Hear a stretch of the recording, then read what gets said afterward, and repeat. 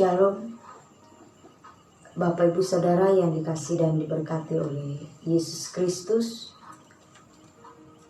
Sebelum kita membaca dan merenungkan firman Tuhan, mari kita berdoa.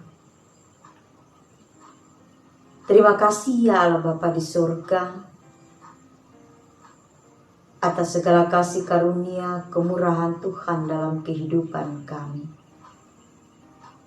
Teristimewa pada malam hari ini Tuhan, kami masih boleh ada sebagaimana Tuhan perkenankan kami ada.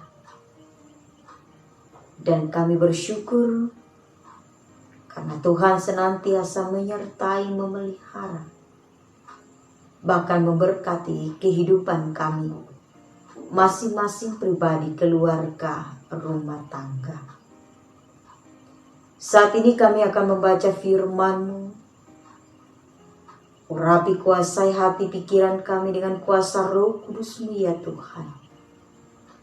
Sehingga firman-Mu yang hendak kami baca dan renungkan saat ini tidak berlalu dengan begitu saja, melainkan boleh kami berlakukan dalam kehidupan ini sebagai orang yang percaya, sehingga nyata sangat bahwa kami adalah orang-orang yang telah dipilih dan dipanggil oleh Allah menjadi saksi Kristus di tengah-tengah kehidupan kami dimanapun berada.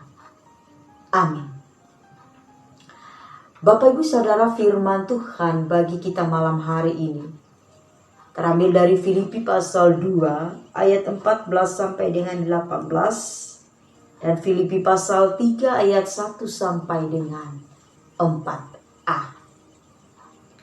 Dalam satu tema, yaitu dididik untuk taat. Saudara-saudara, dalam hal apa ketaatan dan keselamatan itu berhubungan? Dalam hal ketaatan menghasilkan keselamatan, dan wujud keselamatan itu berintikan pada ketaatan. Tetapi jangan kita salah menduga, kita selamat bukan oleh ketaatan, melainkan kita taat karena kita bersyukur atas keselamatan yang telah dianugerahkan oleh Allah.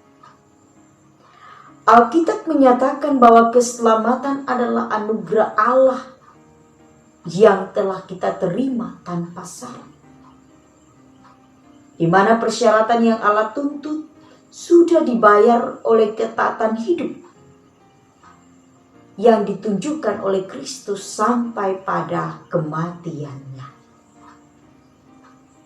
Maka perolehan keselamatan tidak melibatkan andil bagi kita, tetapi kita hanya mempercayai janji dan undangan Injil, serta mempercayakan hidup kita hanya kepada Yesus Kristus sebagai Sang Juru Selamat kita.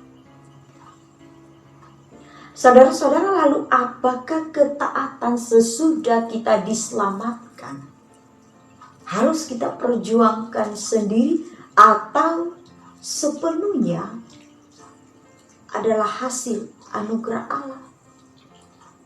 Dan bagaimana kita mengalami ketaatan itu bila nyata-nyata dalam hidup kita pengaruh dosa itu masih sangat besar, mendorong kita untuk tidak mampu taat? Dan hal-hal apa saja yang mendukung terwujudnya ketaatan dalam hidup kita? Saudara-saudara, kita patut bersyukur atas janji firman Tuhan ini. Ketaatan bukan hasil perjuangan kekuatan manusiawi kita, tetapi Allah lah yang mengerjakan. Roh Allah tinggal di dalam orang yang menjadi milik Kristus. Roma 8 ayat 14 sampai dengan 17. Roh Allah bekerja di dalam kita supaya kita mentaati Allah. Dan bahkan kita wujud nyatakan ketaatan itu dalam kehidupan kita sehari-hari.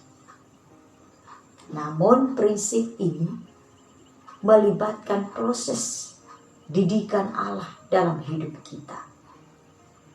Dan sebagai orang percaya, kita tentu harus mampu membuka diri, membuka hati kita untuk dikuasai oleh Allah. Supaya kita benar-benar mampu taat kepada Allah. Ketaatan kita kepada Allah menjadikan kita mampu hidup sesuai dengan firman Allah. Dan hidup yang berkenan kepada Allah itu sebagai rasa syukur atas akan anugerah keselamatan yang telah diberikan oleh Allah melalui pengorbanan Kristus di kayu salib.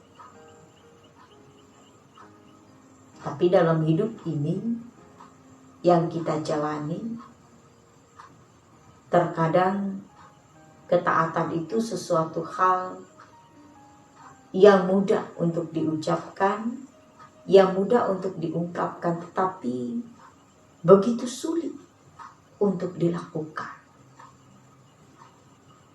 Terlebih taat akan firman Tuhan. Taat akan apa yang Tuhan kehendaki bagi kita perbuat. Taat di dalam segenap keberadaan hidup kita. Taat sebagai orang-orang yang telah diselamatkan oleh Allah. Sebagai rasa sukacita, sebagai rasa syukur kita, karena Allah telah menyelamatkan kita. Kita taat bukan karena supaya kita ingin diselamatkan, bukan. Karena kita telah diselamatkan. Jadi ketaatan kita merupakan wujud rasa syukur kita, rasa sukacita kita, rasa kebahagiaan.